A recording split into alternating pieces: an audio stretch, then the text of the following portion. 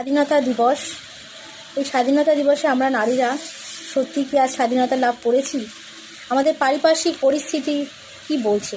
আমরা কি সত্যিই স্বাধীন হতে পেরেছি? নিজের ইচ্ছে মতো কোথাও যাওয়া, নিজের ইচ্ছে মতো কিছু খাওয়া, নিজের ইচ্ছে মতো থাকা, নিজের ইচ্ছে মতো পড়া, কিছুতে কি আমরা স্বাধীনতা পেয়েছি? একদমই না। যতই আমরা স্বাধীনতা করে লাফাই না কেন, সত্যি কথা বলতে আমরা স্বাধীন হইনি।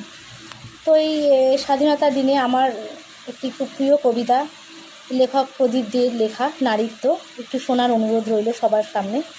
একটু শুনুন প্লিজ। কবিতা নারীত্ব, কলমে প্রদীপ দের।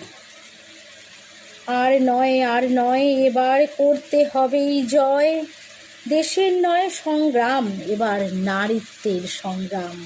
করব নর পশুকে ক্ষয়, নাও হাতে তুলে নারী সবাই বিজয়ের তরবারি। ভুলে যাও সব মায়া মমতা সুখের ঘর বাড়ি। কেটে ফেলো সেই নর পশুকে, মুছে যাক কাম লোভ। বিজয় রথের সারথি হয়ে মুছে ফেলো সব ক্ষোভ। মা মাসি আর বোন ঠাকুমার সব পরিচয় ছেড়ে, নারী তোমরা বাঁচাও নারীত্ব এই সমাজের পরে। বিচার পাবে না এই সমাজে, বিচারক নিজেই দোষী। হাত কাঁপে তাই নর পশুদের লাগাতে গলায় ফাঁসি।